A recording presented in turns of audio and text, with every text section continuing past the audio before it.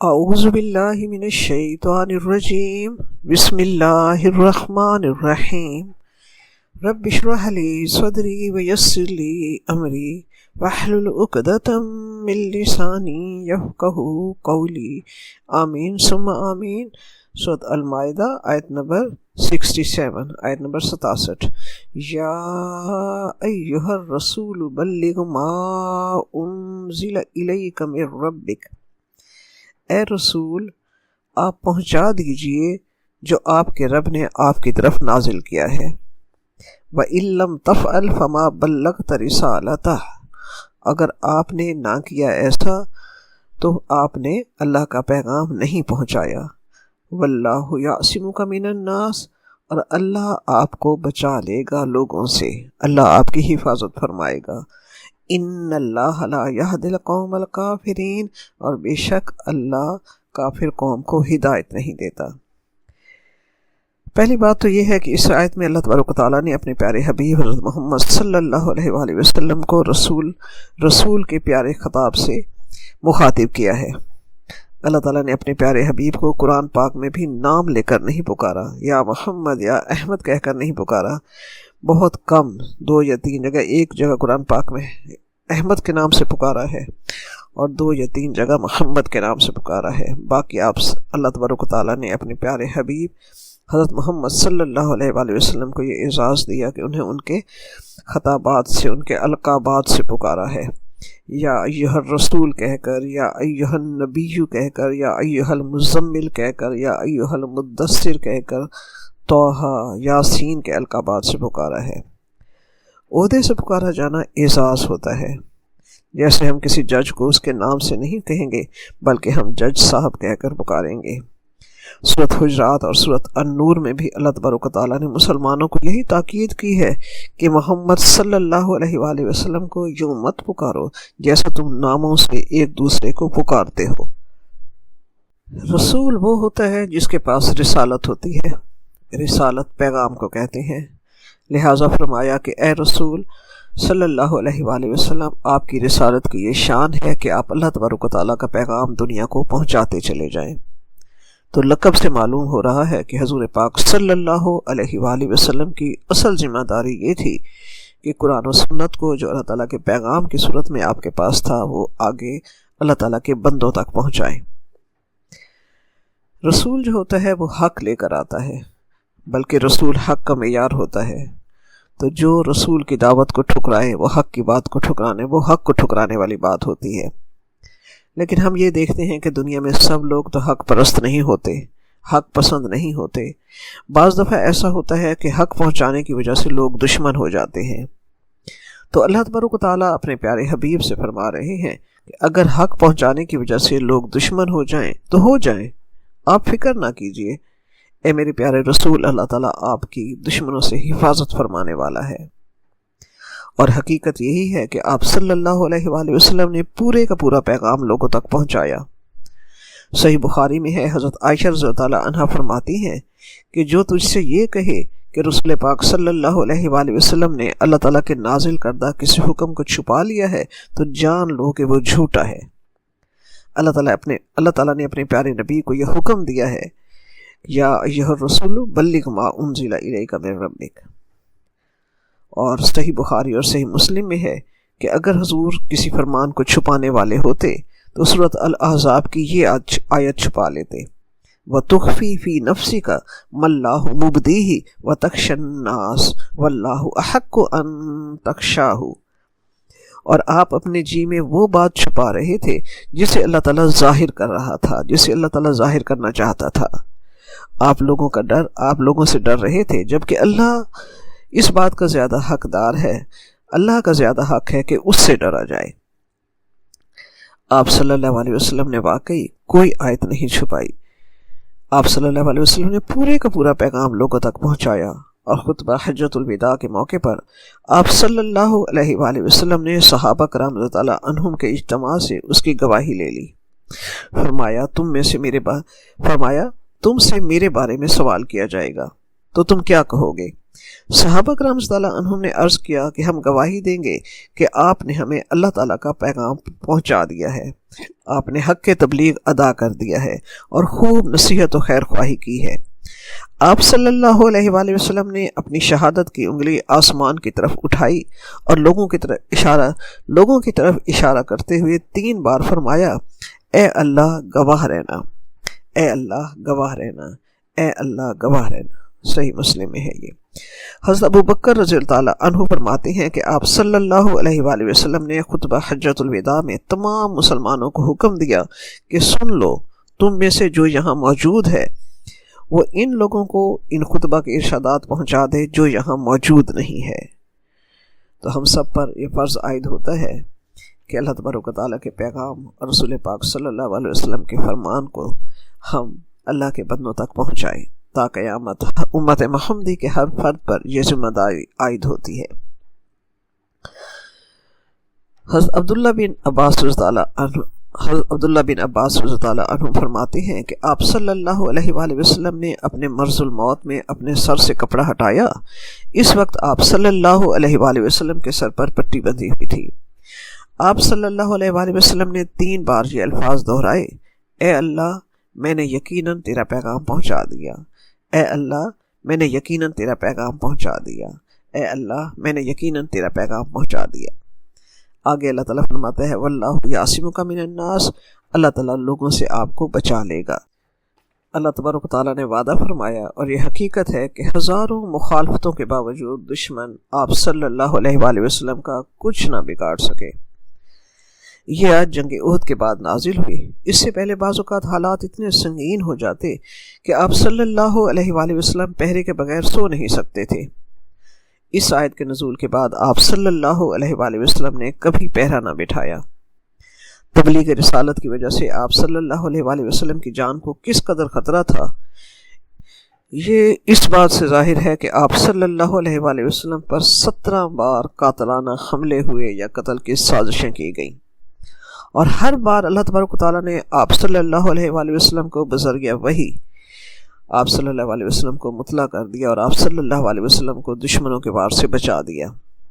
9 حملے قریش مکہ کی طرف سے ہوئے، 3 یہود کی طرف سے، 3 بدوی قبائل کی طرف سے، 1 منافقین کی طرف سے اور 1 شاہ ایران خسرو پرویز کی طرف سے۔ آپ صلی اللہ علیہ وآلہ وسلم کے ذریعے امت مسلمہ کے تمام مبلغین تک پیغام پہنچایا جا رہا ہے کہ آپ صلی اللہ علیہ وسلم کے بعد امت محمدی کا جو فرد کار رسالت کا بیڑا اٹھائے، اللہ تعالیٰ اس آیت میں آپ صلی اللہ علیہ وسلم کی وساطت سے ان سب سے مخاطب ہے کہ اللہ تبارک و تعالیٰ کا پیغام پہنچانے میں وہ کوتاہی نہ کریں، اور یہ سوچ کر حق کے اندر مصلحتوں کی ملاوٹ نہ کریں کہ پتہ نہیں لوگوں کا رد عمل کیا ہوگا، حق سن کر لوگ میرے ساتھ کیا معاملہ کریں گے۔ رب کریم نے اللہ تعالیٰ کے پیارے بندوں کی صفات میں بتایا ہے کہ وہ یجاہدون فی سبیل اللہ لا یخافون لومۃ لائم، کہ وہ اللہ کی راہ میں جہاد کرتے ہیں، کوشش کرتے ہیں اور کسی ملامت کرنے والے کی ملامت سے نہیں ڈرتے۔ کوئی انہیں مولوی کہے، کوئی قدامت پرست کہے، بنیاد پرست کہے، ریجڈ کہے، مگر کار رسالت سے ان کے قدم نہیں رکتے۔ وہ اپنے فرض کو اس نبھاتے ہیں اور اللہ کا پیغام پورے کا پورا پہنچا دیتے ہیں، چاہے معاشرے کے رؤسا، عمرا، حکمران طبقہ کی پسند سے ٹکراتا ہو، چاہے اپنے ذاتی مفاد اور مصلحتوں سے ٹکراتا ہو، مگر بیان وہ حق ہی کرتے ہیں۔ اچھا، یہ بات بھی ہے کہ شیطان کا ایک حربہ یہ ہوتا ہے کہ وہ نیک لوگوں کے دلوں میں یہ بات ڈال دیتا ہے کہ دیکھو سب سے بڑی نیکی یہ ہے کہ کسی کا دل نہ ٹوٹے۔ ہم سمجھتے ہیں کہ سب سے بڑی نیکی یہ ہے کہ ہم سب کو راضی کریں، مگر اس آیت سے تمام مبلغین کو یہ واضح کیا جا رہا ہے کہ رضا صرف اللہ تبارک و تعالیٰ کی چاہو اور حق بات پہنچاتے رہو۔ انسانوں کے ساتھ ہمدردی کے جذبے کو غلط جگہ پر مت استعمال کرو، ایسی ہمدردی مت کرو کہ حق ملاوٹ والا انہیں پہنچاؤ، نہیں، حق پورے کا پورا سچ پہنچاؤ۔ دنیا کی ہمدردی رہنے دو اور آخرت کے لحاظ سے ہمدرد بن جاؤ، اپنے لیے بھی اور اللہ کے بندوں کے لیے بھی۔ وَإِن لَّمْ تَفْعَلْ فَمَا بَلَّغْتَ رِسَالَتَهُ، کہ اگر آپ نے ایسا نہ کیا تو آپ نے اللہ کا پیغام نہیں پہنچایا۔ یہ خطاب تو آپ صلی اللہ علیہ وآلہ وسلم سے ہے، مگر عتاب ان لوگوں پر ہے جو حق پہنچانے میں کمپرومائز کرتے ہیں۔ نعوذ باللہ، آپ صلی اللہ علیہ وسلم سے تو اللہ تبارک و تعالیٰ کو ایسا کوئی خدشہ نہ تھا کہ آپ حق پورے کا پورا نہیں پہنچائیں گے۔ نہیں، یہ ناراضگی، یہ دھمکی آپ صلی اللہ علیہ وسلم کے لیے نہیں ہے، بلکہ تا قیامت کے تمام مبلغین کے لیے ہے، تا قیامت کے تمام مسلمانوں کے لیے ہے کہ اللہ کے پیغام کو پورے کا پورا سچ کا سچ پہنچائے۔ جو کار رسالت کا بیڑا اٹھاتے ہیں، یہ آپ صلی اللہ علیہ وسلم کی وساطت سے ان سب سے کہا جا رہا ہے۔ اور پھر اس کے بعد پھر ان تمام مبلغین کے لیے اللہ تعالیٰ کا یہ وعدہ بھی، آپ صلی اللہ علیہ وسلم کی وساطت سے اللہ تبارک و تعالیٰ یہ وعدہ بھی سب مبلغین کے لیے ہے کہ اللہ ان کی حفاظت کا وعدہ کرتا ہے، اللہ انہیں لوگوں کے شر سے بچانے والا ہے۔ ہاں، اگر کوئی بات نہیں مانتا، حق قبول نہیں کرتا، تو یہ پیغام پہنچانے والے کا کام نہیں ہے۔ جس کو ہدایت کی طلب ہو، اللہ اسے ہدایت دینے والا ہے، ہدایت دینے والا اللہ ہے، مگر مبلغین کا کام ہے اور امت محمدی کے ہر فرد کی ذمہ داری ہے کہ وہ حق بات کو اللہ تعالیٰ کے بندوں تک پہنچائیں۔ اللہ جسے چاہے گا ہدایت دے گا، اور جو کفر پر آمادہ ہو اللہ اسے ہدایت نہیں دیتا۔ آیت نمبر 68 ہے، قُلْ يَا أَهْلَ الْكِتَابِ لَسْتُمْ عَلَى شَيْءٍ حَتَّى تُقِيمُوا التَّوْرَاةَ وَالْإِنْجِيلَ وَمَا أُنْزِلَ إِلَيْكُمْ مِنْ رَبِّكُمْ وَلَيَزِيدَنَّ كَثِيرًا مِّنْهُمْ مَا أُنْزِلَ إِلَيْكَ مِنْ رَبِّكَ طُغْيَانًا وَكُفْرًا فَلَا تَأْسَ عَلَى الْقَوْمِ الْكَافِرِينَ۔ اے نبی پاک صلی اللہ علیہ وآلہ وسلم، آپ کہہ دیجئے ان اہل کتاب سے کہ اے اہل کتاب، تم کسی چیز پر بھی نہیں ہو یہاں تک کہ تم قائم کرو تورات کو اور انجیل کو اور جو نازل کیا گیا ہے تمہارے رب کی طرف سے تمہاری طرف، اور البتہ ضرور زیادہ کر دے گا اللہ ان میں سے بہت سو کو سرکشی اور کفر میں جو کچھ نازل کیا گیا آپ کے رب کی طرف سے آپ کی طرف۔ فلا تأس علی القوم الکافرین، پس آپ اس کافر قوم پر افسوس مت کیجیے۔ اس آیت میں اہل کتاب سے خطاب کر کے دونوں یہود اور نصارہ کو شریعت الہی کے اتباع کی دعوت دی گئی ہے۔ کہا گیا ہے کہ اگر تم نے احکام شریعہ کی پابندی نہ کی تو تم کچھ بھی نہیں ہو اللہ کی نظر میں۔ یہ مت سمجھنا کہ تم پر اہل کتاب کا لیبل لگا ہے اور تم تورات والے ہو تو تم نجات پا جاؤ گے۔ نہیں، اللہ تعالیٰ کی نظر میں تمہاری کوئی وقت، کوئی حقیقت نہیں ہوگی اگر تم اپنی کتاب کو عملی زندگی میں نافذ نہیں کرو گے۔ اس کے بغیر نہ تمہاری نسبی فضیلت کوئی کام آئے گی، نہ تمہاری علمی برتری کوئی کام آئے گی، نہ تمہارے مجاہدات اور ریاضات اللہ تعالیٰ کے نزدیک کوئی اہمیت رکھیں گے۔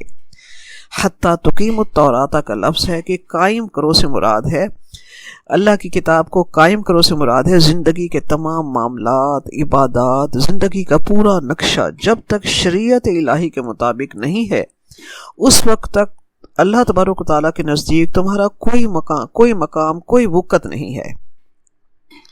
اقامت کے صحیح معنی اس وقت ادا ہوں گے جب دین الہی حکومت کی طرف سے اقامت کے صحیح معنی اس وقت ادا ہوتے ہیں جب دین الہی حکومت کی طرف سے نافذ ہو۔ تو یہاں دعوت دی جا رہی ہے کہ اللہ کی زمین پر اللہ کے نظام کو جب تک قائم نہیں کرو گے، جب تک تمہاری سیاست، تمہاری معاشرت، تمہاری معیشت، یہاں تک کہ تمہاری گفتگو، تمہارے معاملات سب اللہ تعالیٰ کے دیے ہوئے احکام کے تابع نہیں آ جائیں گے، اس وقت تک تم اللہ کے نزدیک کوئی حیثیت نہیں رکھتے۔ تو اس آیت میں شریعت الہی کے اتباع کے لیے 3 چیزوں کے اتباع کی ہدایت کی گئی ہے۔ اول تورات، دوسرا انجیل، تیسرا وما انزل الیکم من ربکم، یعنی جو کچھ اللہ تعالیٰ کی طرف سے تمہارے پاس بھیجا گیا ہے۔ جمہور مفسرین، صحابہ اور تابعین کا اس پر اتفاق ہے کہ اس سے مراد قرآن پاک ہے، جو تمام امت کی دعوت کے لیے بشمول یہود و نصارہ تک کے لیے نبی پاک صلی اللہ علیہ وآلہ وسلم کے ذریعے سے بھیجا گیا۔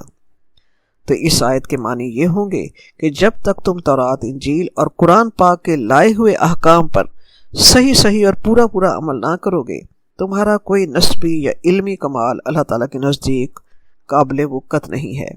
اس وقت تک تمہارا کوئی نسبی یا علمی کمال اللہ تعالیٰ کے نزدیک قابل وقت نہیں ہے۔ اسی آیت میں ہم اپنے آپ کو رکھ کر دیکھیں کہ یہی بات اللہ تعالیٰ ہم سے بھی فرما رہا ہے، قل یا اہل القرآنی، یعنی جو بات اہل کتاب سے کی گئی ہے وہی بات ٹھیک ٹھیک ہم مسلمانوں کے لیے بھی ہے، کہ اللہ تعالیٰ ہم سے بھی مخاطب ہے کہ تمہاری اللہ کے نزدیک کوئی حیثیت نہیں ہے جب تک تم اپنی زندگیوں کو قرآن پاک کے عملی نقشے میں نہ ڈھالو، جب تک تم قرآن پاک کو قائم نہ کرو، جب تک زندگی کو قرآن پاک میں دیے ہوئے احکام کے سانچے میں نہ ڈھالو۔ آج ہم دیکھتے ہیں کہ مسلمان اور قرآن پاک میں ڈسکنیکشن ہے۔ مسلمانوں نے اپنے ذہن کو دو خانوں میں تقسیم کر رکھا ہے، دو پیرالیل سرکل ہیں جو چل رہے ہیں۔ ذہن کے ایک خطے میں ہم نے اپنی آئیڈیالوجی کی پوٹلی رکھی ہوئی ہے، اپنی عقیدے کی پوٹلی رکھی ہوئی ہے، اور دوسرے میں عملی زندگی ہے۔ دونوں کا آپس میں کوئی کنیکشن، کوئی رابطہ نہیں۔ قرآن پاک قائم ہی نہیں ہے، قرآن پاک قائم نہیں ہے، قرآن پاک پڑھا جاتا ہے، قائم نہیں ہے۔ قرآن پاک کے نزول کا مقصد یہ نہیں ہے کہ ہم اس کو خالی پڑھ لیں اور اصال ثواب کے لیے پڑھیں۔ قرآن پاک جیسی نعمت کا حق تو اس وقت ادا ہوگا جب وہ پوری شان کے ساتھ مسلمانوں کی زندگیوں میں جلوہ گر ہوگا، لوگوں کے دلوں میں جذبہ ایمانی کے ساتھ، لوگوں کے دل جذبہ ایمانی کے ساتھ ایسا کرنے پر مائل ہوں گے۔ حکومت مائل ہو کہ وہ قرآن پاک کو نافذ کرے، تب کہیں اہل قرآن ہونے کا حق ادا ہوگا، تب مسلمان اللہ تعالیٰ کی نظر میں اس کے پیارے حبیب کے امتی ہونے کا حق ادا کریں گے اور اللہ کے بندہ ہونے کی شان کا حق ادا کریں گے۔ تو یا ایھا الذین آمنو ہونے کا حق ادا ہوگا جب قرآن پاک کا اثر عملی طور پر ہماری زندگیوں میں نظر آئے گا، ہماری نفسیات پر، ہمارے جذبات پر، ہمارے عقل پر، ہمارے طریقہ زندگی پر۔ اسی آیت میں آگے اللہ تبارک تعالیٰ فرما رہا ہے وَلَيَزِيدَنَّ كَثِيرًا مِّنْهُم مَّا أُنزِلَ إِلَيْكَ مِن رَّبِّكَ طُغْيَانًا وَكُفْرًا، کہ جیسے جیسے قرآن پاک کی آیات نازل ہوتی ہیں تو ان کے اندر کفر اور سرکشی بڑھتی چلی جاتی ہے۔ حالانکہ قرآن پاک میں رب کریم نے قرآن پاک کے بارے میں فرمایا وَنُنَزِّلُ مِنَ الْقُرْآنِ مَا هُوَ شِفَاءٌ وَرَحْمَةٌ لِّلْمُؤْمِنِينَ وَلَا يَزِيدُ الظَّالِمِينَ إِلَّا خَسَارًا، ہم قرآن پاک نازل کرتے ہیں اور اس میں شفا اور رحمت ہے مومنین کے لیے، اور ظالمین صرف خسارے میں ہی آگے بڑھتے ہیں۔ مشرکین مکہ کی حالت یہ تھی کہ جیسے جیسے قرآن پاک نازل ہو رہا تھا ان کی سرکشی اور کفر بڑھتا چلا جا رہا تھا۔ تو اللہ تبارک و تعالیٰ اپنے پیارے حبیب سے فرما رہے ہیں کہ ان ظالموں پر آپ حسرت و افسوس کر کے اپنی جان کو روک نہ لگائیں، انہوں نے خود اس راستے کا انتخاب کیا ہے۔ آپ صلی اللہ علیہ وسلم کا کام پہنچا دینا ہے، ان کے عمل کی ذمہ داری آپ پر نہیں ہے، ان کے ایمان نہ لانے سے آپ ملول نہ ہوں۔ آیت نمبر 69 ہے ان الذین آمنوا والذین ہادوا والصابئون والنصارى من آمن باللہ والیوم الآخر وعمل صالحا فلا خوف علیہم ولا هم یحزنون، بے شک وہ لوگ جو ایمان لائے اور جو یہودی ہوئے اور صابی ہوئے اور جو نصارہ ہیں، مگر جو کوئی ایمان لایا اللہ پر اور یوم آخرت پر، اس نے نیک عمل کیے، تو نہ انہیں کوئی خوف ہوگا اور نہ وہ غمگین ہوں گے۔ اس آیت میں اللہ تبارک و تعالیٰ نے 4 قوموں کا ذکر کر کے ایمان اور عمل صالح کی ترغیب دی اور اس پر فلاح آخرت کا وعدہ فرمایا ہے۔ پہلے ان الذین آمنوا یعنی مسلمان، دوسرے ہادو یعنی یہود، تیسرے سابعون یعنی سابعون کے نام سے آج کل کوئی قوم معروف نہیں ہے، اس لیے اس کی تعیین میں علماء اور ائمہ کے مختلف اقوال ہیں۔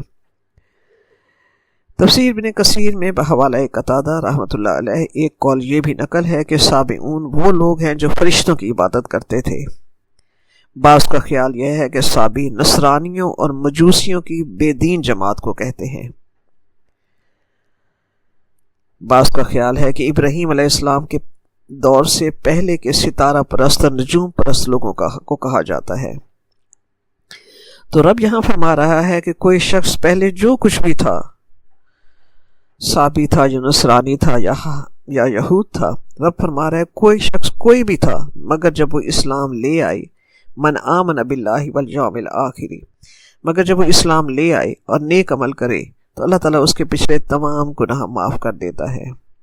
یہ اسلام کی شان ہے کہ اسلام اپنا راستہ کھلا رکھتا ہے، جو چاہے کسی بھی دین سے ہو، کسی بھی دین سے ہو، کسی بھی وقت، وہ اللہ اور یوم آخرت پر ایمان لا کر اور اللہ تعالیٰ کی توحید اور رسالت کی گواہی دے کر دائرہ اسلام میں داخل ہو سکتا ہے، اور پھر عمل صالح کر کے وہ آخرت میں اللہ تعالیٰ کے عذاب سے نجات پا سکتا ہے اور ناکامی کو خوف سے آزاد ہو سکتا ہے۔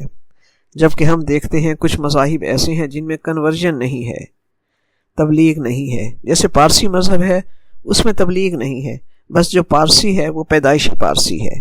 لیکن اسلام کی یہ شان ہے، جو بھی جس بھی مذہب سے تعلق رکھتا ہو وہ دائرہ اسلام میں داخل ہو صدق کے دل سے اور عمل صالح کرے تو وہ آخرت میں عذاب اور ناکامی کے خوف سے آزاد ہوگا۔ اس آیت میں اللہ تبارک و تعالیٰ نے تنبیہ فرمائی ہے کہ نجات آخرت کا دار و مدار نہ کسی خاص فرقے سے منسلک ہونے میں ہے، نہ حسب نسب کی وجہ سے ہے، نہ انبیاء کی اولاد ہونے میں ہے، جیسا کہ مذکورہ مذاہب کے نام لیواؤں کا اعتقاد بن گیا تھا، بلکہ اللہ تعالیٰ فرماتا ہے کہ نجات آخروی کا دار و مدار سچے دل سے ایمان لانے اللہ اور یوم آخرت پر، سچے دل سے اللہ اور یوم آخرت پر ایمان لانے اور عمل صالح پر ہے۔ جو اللہ پر ایمان لائے، محمد صلی اللہ علیہ وسلم کو رسالت پر ایمان لائے، صحیح عقائد رکھتا ہو اور عمل صالح کرے تو اللہ تبارک و تعالیٰ نے اسے آخرت کی نجات کا وعدہ کیا ہے۔ آیت نمبر 70 اور 71 کو ہم اکٹھا لیں گے۔ لَقَدْ أَخَذْنَا مِيثَاقَ بَنِي إِسْرَائِيلَ وَأَرْسَلْنَا إِلَيْهِمْ رُسُلًا، البتہ تحقیق ہم نے پختہ عہد لیا بنی اسرائیل سے اور ہم نے ان کی طرف رسول بھیجے۔ كُلَّمَا جَاءَهُمْ رَسُولٌ بِمَا لَا تَهْوَىٰ أَنفُسُهُمْ فَرِيقًا كَذَّبُوا وَفَرِيقًا يَقْتُلُونَ، جب کبھی بھی ان کے پاس کوئی رسول آیا جو ان کے نفسوں کو اچھا نہ لگا تو ایک گروہ کو انہوں نے جھٹلایا اور ایک گروہ کو انہوں نے قتل کیا۔ وَحَسِبُوا، آیت نمبر 71 کو میں پڑھ رہی ہوں، وَحَسِبُوا أَلَّا تَكُونَ فِتْنَةٌ فَعَمُوا وَصَمُّوا ثُمَّ تَابَ اللَّهُ عَلَيْهِمْ ثُمَّ عَمُوا وَصَمُّوا كَثِيرٌ مِّنْهُمْ وَاللَّهُ بَصِيرٌ بِمَا يَعْمَلُونَ۔ انہوں نے سمجھا کہ کوئی فتنہ نہ ہوگا تو وہ اندھے ہو گئے اور وہ بہرے ہو گئے۔ ثُمَّ تَابَ اللَّهُ عَلَيْهِمْ، پھر اللہ مہربان ہوا ان پر۔ ثُمَّ عَمُوا وَصَمُّوا، پھر وہ اندھے ہو گئے اور بہرے ہو گئے ان میں سے بہت۔ واللہ بصیر بما یعملون، اور اللہ خوب دیکھنے والا ہے اس کو جو وہ یعملون، جو وہ عمل کرتے ہیں۔ اس آیت میں اللہ تبارک تعالیٰ فرما رہا ہے کہ ہم نے بنی اسرائیل سے پختہ عہد لیا کہ وہ اللہ اور اس کے رسول کی باتیں سن کر اس پر عمل کریں گے، اخلاص کے ساتھ اللہ تعالیٰ کی توحید پر قائم رہیں گے، جن باتوں سے رکنے کا حکم دیا گیا ہے اس سے رک جائیں گے۔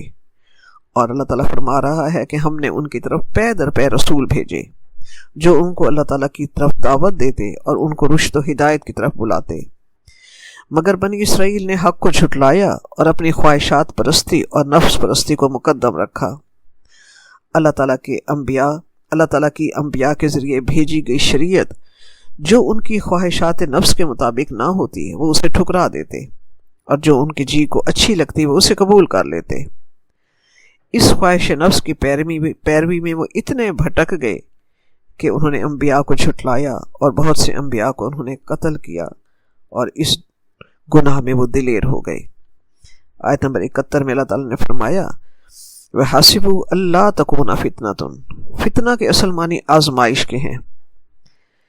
بنی اسرائیل اس خیال باطل کا، اس غلط خیال کا شکار ہو گئے کہ ہم اللہ تعالیٰ کے بیٹے اور اللہ تعالیٰ کے چہیتے ہیں، اس لیے ہم جو کچھ بھی کر لیں ہم پر کوئی عذاب الہی یا آزمائش نہیں آئے گی۔ اللہ تکون فتنۃ، یعنی کوئی مسئلہ نہیں ہوگا۔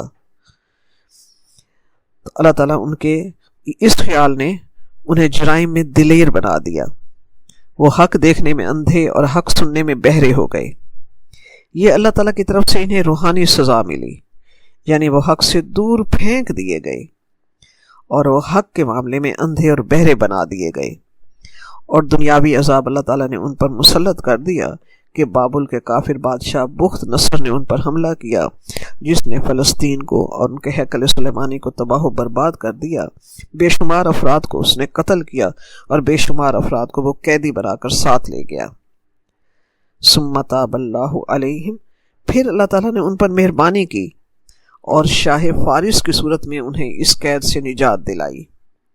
پھر عزیر علیہ السلام کی رہنمائی میں انہیں نشاط ثانیہ ملی، انہیں نئی زندگی ملی، انہیں دین کا احیاء ملا۔ پھر وہ غافل ہو گئے۔ رب فرما رہے ثم امو و سمو، پھر وہ اندھے اور بہرے ہو گئے، یعنی پھر وہ کفر و الحاد میں آگے بڑھ گئے، جرم و گناہ میں وہ پہلے سے بھی زیادہ دلیر ہو گئے۔ انہوں نے اللہ کے پیغمبروں حضرت زکریا علیہ السلام، حضرت یحییٰ علیہ السلام کو قتل کرنے سے دریغ نہ کیا، حضرت عیسیٰ علیہ السلام کو سولی پر چڑھانے کی سازش کی اور اپنے مقدور بھر انہیں سولی پر چڑھا دیا۔ پھر روم کے حکمران ٹائٹس کے ہاتھوں ان پر پھر تباہی آئی، اور اللہ تعالیٰ خوب دیکھنے والا ہے جو وہ کرتے ہیں۔ تباہی بربادی ان پر آئی، ان کا ہیکل سلیمانی تباہ کر دیا گیا۔ آیت نمبر 72 ہے لقد کفر الذین قالوا ان اللہ هو المسیح ابن مریم، البتہ تحقیق کفر کیا ان لوگوں نے جنہوں نے کہا بے شک اللہ وہی مسیح ابن مریم ہے۔ وقال المسیح یا بنی اسرائیل اعبدوا اللہ ربی و ربکم، اور مسیح علیہ السلام نے کہا کہ اے بنی اسرائیل عبادت کرو اللہ کی جو میرا بھی رب ہے تمہارا بھی رب ہے۔ انہ من یشرک باللہ فقد حرم اللہ علیہ الجنۃ ومأواہ النار وما للظالمین من انصار، بے شک وہ جو شرک کرے گا اللہ کے ساتھ تو تحقیق کہ اس نے حرام ٹھہرا دی جنت، اپنے اوپر جنت حرام ٹھہرا دی اور اس کا ٹھکانہ آگ ہے، اور اللہ ظالموں کے لیے کوئی مددگار نہیں ہے، اور ظالموں کے لیے کوئی مددگار نہیں ہے۔ یہاں نصارہ کے عیسیٰ علیہ السلام کے بارے میں عقائد کو بیان کر کے توحید کے عقیدے کو واضح کیا جا رہا ہے۔ رب فرما رہا ہے کہ کفر کیا ان لوگوں نے جنہوں نے کہا کہ اللہ مسیح ابن مریم ہے۔ ان میں سے جس گروہ کا یہ عقیدہ ہے، رب کریم نے فرمایا کہ اس نے رب کریم کی توحید کا انکار کیا۔ نصارہ میں ایک گروہ کا عقیدہ یہ ہے کہ مسیح ابن اللہ ہے، حالانکہ عیسیٰ علیہ السلام نے کبھی خود کو خدا نہیں کہا، نہ اللہ کا بیٹا کہا، بلکہ جب وہ پیدا ہوئے تو پنگھوڑے میں سب سے پہلے جو بات انہوں نے کی سورۃ مریم کی آیت نمبر 30 ہے، قال انی عبد اللہ آتانی الکتاب وجعلنی نبیا، انہوں نے فرمایا کہ بے شک میں اللہ کا بندہ ہوں، اللہ نے مجھے کتاب دی ہے اور مجھے نبی بنایا ہے اللہ نے۔ سورۃ آل عمران میں ہے ان اللہ ربی و ربکم فاعبدوہ ھذا صراط مستقیم، حضرت عیسیٰ علیہ السلام نے صاف واضح فرمایا کہ بے شک اللہ ہی میرا رب تمہارا رب ہے، اسی کی عبادت کرو اور یہی سیدھا راستہ ہے، یہی صراط مستقیم ہے۔ عیسیٰ علیہ السلام نے یہ بھی کہا تھا کہ جو بھی اللہ تعالیٰ کا شریک ٹھہرائے گا اس نے اپنے اوپر جنت حرام کر دی، کیونکہ شرک جنت کے دروازے مشرک پر بند کر دیتا ہے۔ کسی کو اللہ کا بیٹا قرار دینا یا اللہ قرار دینا یہ سب شرک کی قسمیں ہیں۔ اور سورۃ لقمان میں اللہ تبارک تعالیٰ نے فرمایا ان الشرک لظلم عظیم، بے شک شرک جو ہے وہ بہت بڑا ظلم ہے جو انسان اپنی ذات پر کرتا ہے۔ سورۃ النساء کی آیت نمبر 116 میں ہے ان اللہ لا یغفر ان یشرک بہ ویغفر ما دون ذلک لمن یشاء، کہ اللہ نہیں بخشے گا کہ اس کا کوئی شریک ٹھہرائے، بلکہ بخش دے گا اس کے علاوہ جو وہ چاہے۔ ایک اور جگہ اللہ تعالیٰ نے فرمایا وَمَن يُشْرِكْ بِاللَّهِ فَقَدْ ضَلَّ ضَلَالًا بَعِيدًا، جس نے اللہ کا شریک ٹھہرایا تحقیق وہ گمراہ ہوا بہت دور کی گمراہی میں۔ ہم خود سوچیں کہ شراکت ایسی چیز ہے جو انسانوں کو بھی پسند نہیں ہے، اور اللہ تبارک و تعالیٰ جو واحد ہے، مالک الملک ہے، جو معبود واحد ہے، اسے شراکت کیسے پسند ہوگی؟ سب سے زیادہ اللہ تعالیٰ کا غصہ جس بات پر ہوتا ہے، جس بات پر اللہ تعالیٰ کا غصہ بھڑکتا ہے، وہ شرک ہے۔ سورۃ مریم کی اس آیت کو دیکھیے، رب کریم فرما رہا ہے تقاد السماوات یتفطرن منہ وتنشق الارض وتخر الجبال ہدا، قریب ہے کہ آسمان پھٹ پڑے اور زمین ٹکڑے ہو جائے اور پہاڑ ٹوٹ کر گر پڑے، اس بات پر کہ ان دعوا للرحمن ولدا، اس بات پر کہ یہ لوگ رحمان کا بیٹا بناتے ہیں، وما ينبغي للرحمن ان يتخذ ولدا، اور رحمان کی یہ شان ہی نہیں ہے کہ وہ اولاد اختیار کرے۔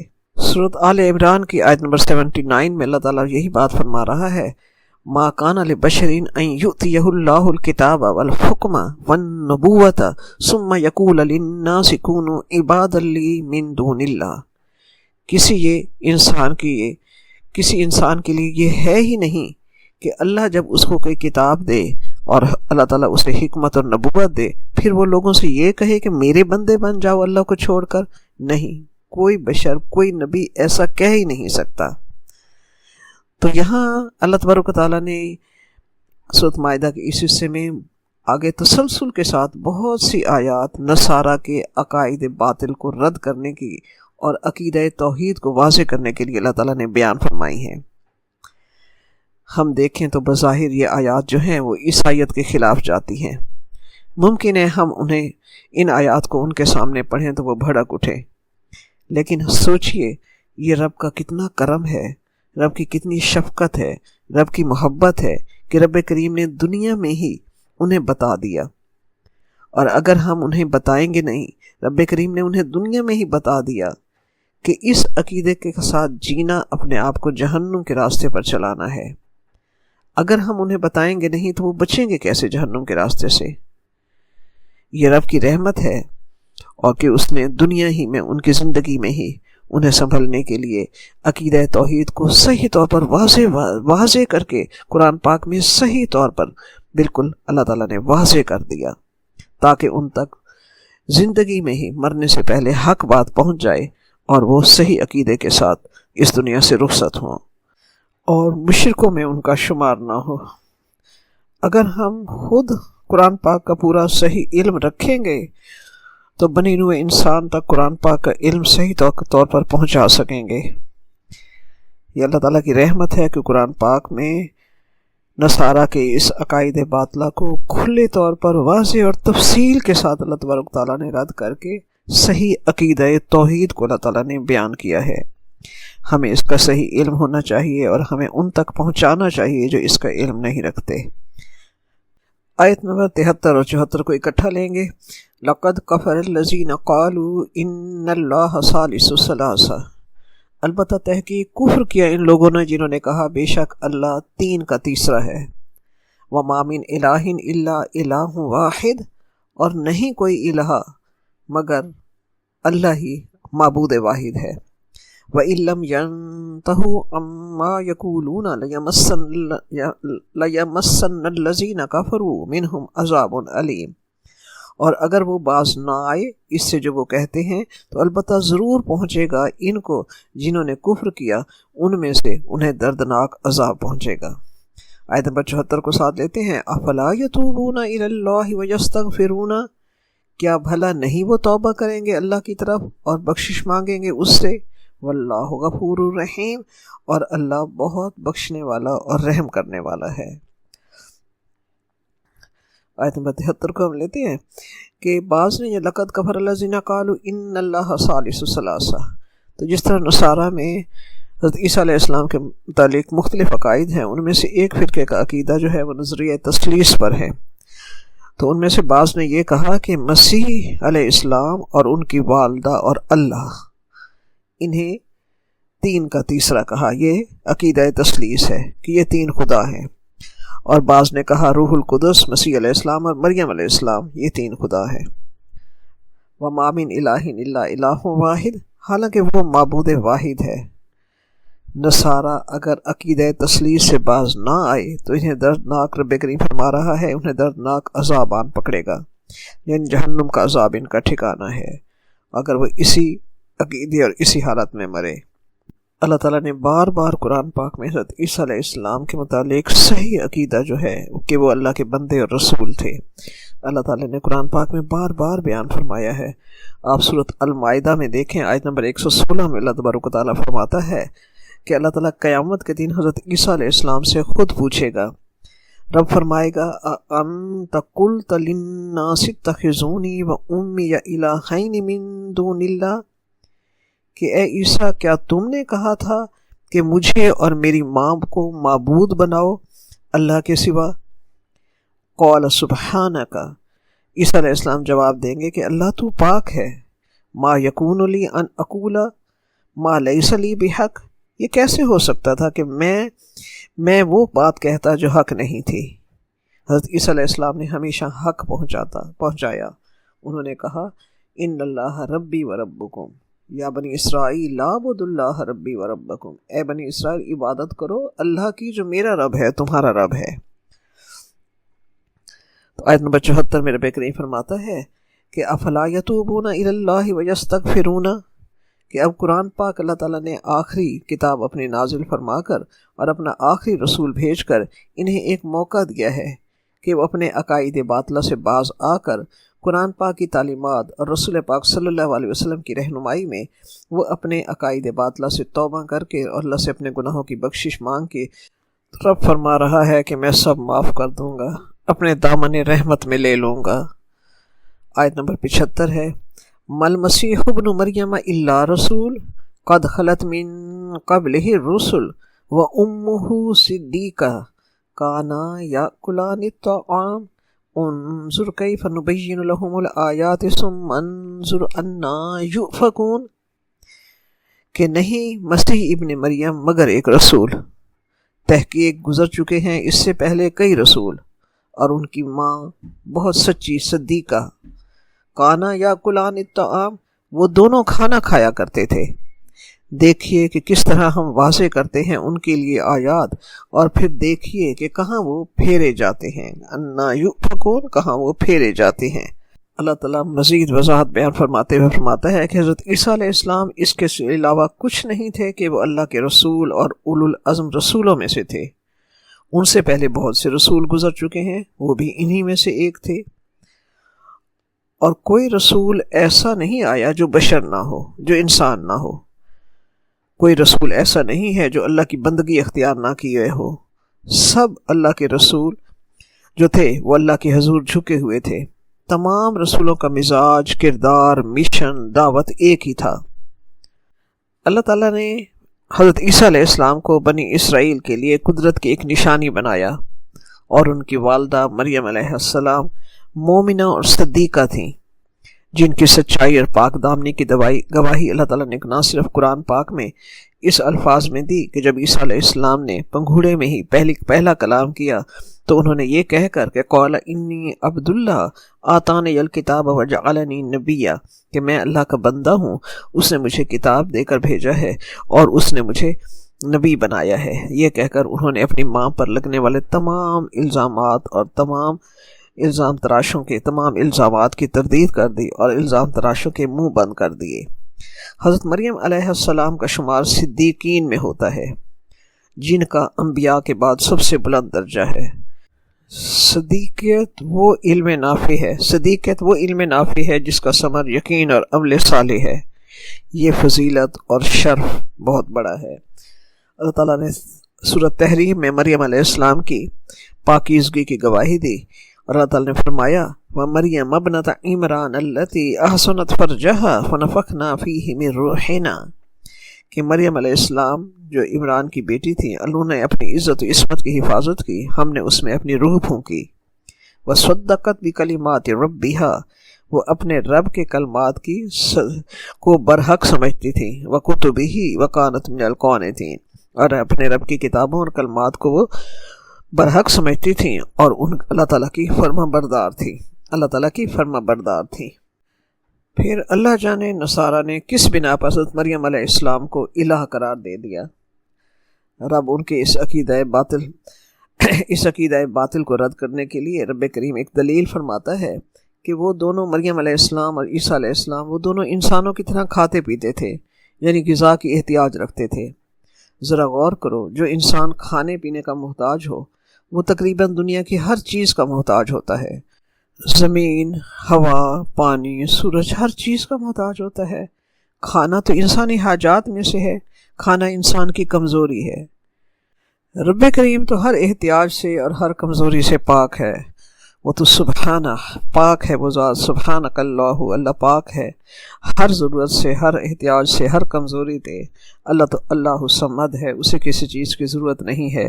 تو رب کریم نے ان کے عقائد باطلہ کو دلیل سے رد فرمایا ہے، اور ایسی قوی اور واضح دلیل دی ہے جسے عالم و جاہل یکساں سمجھ سکتا ہے۔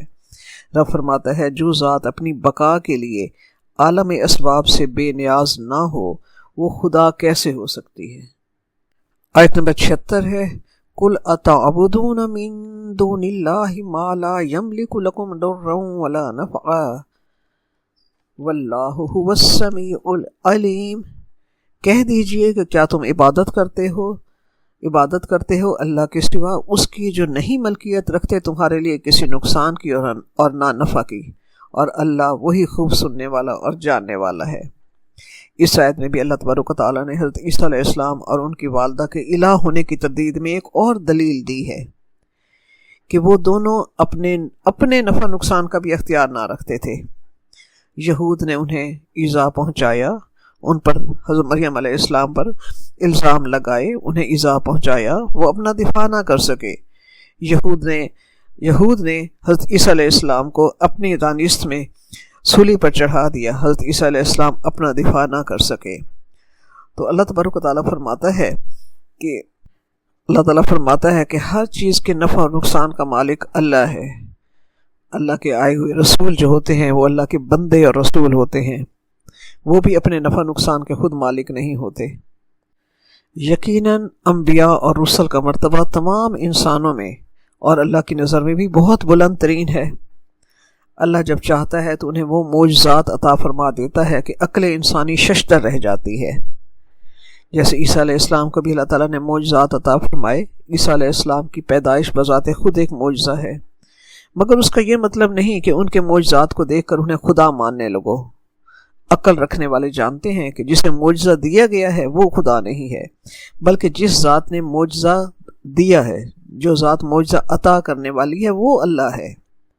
اللہ چاہے تو اپنے انبیاء اور رسل کو غیب کا جتنا علم چاہے عطا کر دے۔ وہی ذات ہے جس کے ہاتھ میں تمام کمالات کے خزانے ہیں اور تمام عالم الغیب اسی کے پاس ہے۔ صرف وہی ذات ہے جو کسی کو نفع پہنچانا چاہے تو پہنچا سکتی ہے، وہی ذات ہے جو کسی کو نقصان پہنچانا چاہے تو سارے جہان کی قوتیں مل کر بھی اس نقصان کو پہنچنے سے روک نہیں سکتی۔ رب کریم فرما رہا ہے تم غیر اللہ کو عبادت کے لائق سمجھتے ہو جو خود اپنے نفع اور نقصان کے مالک نہیں ہیں۔ حضرت عمر فاروق رضی اللہ عنہ جب حج کر رہے تھے تو حجر اسود کے سامنے آئے اور کہا کہ اے حجر اسود تو صرف ایک پتھر ہے، نہ تو نفع دے سکتا ہے نہ نقصان پہنچا سکتا ہے۔ میں تجھے اس لیے بوسہ دیتا ہوں کہ ہمارے پیارے رسول پاک صلی اللہ علیہ وآلہ وسلم نے تجھے بوسہ دیا تھا، ورنہ تجھ میں کیا رکھا ہے؟ نفع دینے والی اور نقصان پہنچانے والی ذات صرف اللہ تبارک و تعالیٰ کی ہے۔ اللہ تعالیٰ نے قرآن پاک میں اپنے پیارے حبیب سے فرمایا قُلْ لَا أَمْلِكُ لِنَفْسِي نَفْعًا وَلَا ضَرًّا إِلَّا مَا شَاءَ اللَّهُ۔ اے نبی پاک صلی اللہ علیہ وسلم آپ سب سے فرما دیجئے، سب کو بتا دیجئے کہ میں اپنی جان کے نفع نقصان کا بھی مالک نہیں ہوں، نہ میں اپنا نفع خود کر سکتا ہوں اور نہ میں اپنے آپ کو نقصان سے خود بچا سکتا ہوں، الا ما شاء اللہ، مگر جو اللہ چاہے۔ سورۃ الاعراف میں بھی رب کریم نے یہی بات فرمائی وَلَوْ كُنْتُ عَالِمُ الْغَيْبَ لَاسْتَكْثَرْتُ مِنَ الْخَيْرِ وَمَا مَسَّنِيَ السُّوءُ۔ اے نبی صلی اللہ علیہ وسلم آپ فرما دیجئے ان سے کہ اگر میں غیب کا علم جانتا ہوتا تو میں اپنے لیے بہت سی خیر اکٹھی کر لیتا اور مجھے کوئی برائی نہ چھوتی۔ سورۃ الانعام کی آیت نمبر 50 میں یہ ایسی ہی بات اللہ تعالیٰ نے فرمائی قُلْ لَا أَقُولُ لَكُمْ عِنْدِي خَزَائِنُ اللَّهِ وَلَا أَعْلَمُ الْغَيْبَ۔ اے حبیب صلی اللہ علیہ وسلم آپ لوگوں سے فرما دیجئے کہ میں تم سے یہ نہیں کہتا کہ میرے پاس غیب کے خزانے ہیں، اور نہ ہی میں یہ کہتا ہوں کہ میں غیب کا علم رکھنے والا ہوں۔ عالم الغیب صرف اللہ تبارک و تعالیٰ ہے۔ ہر نفع اور نقصان میرے اللہ تعالیٰ ہی کے ہاتھ میں ہے۔ اللہ تعالیٰ جب چاہتا ہے انبیاء کو معجزات بھی عطا کرتا ہے، انہیں غیب کا علم بھی عطا کرتا ہے، اور اللہ جب چاہتا ہے انسان کو بھی اور اپنے انبیاء کو بھی نقصان سے محفوظ رکھتا ہے اور نفع پہنچاتا ہے۔ ربنا تقبل منا انك انت السميع العليم وتب علينا انك انت التواب الرحيم آمين ثم آمين.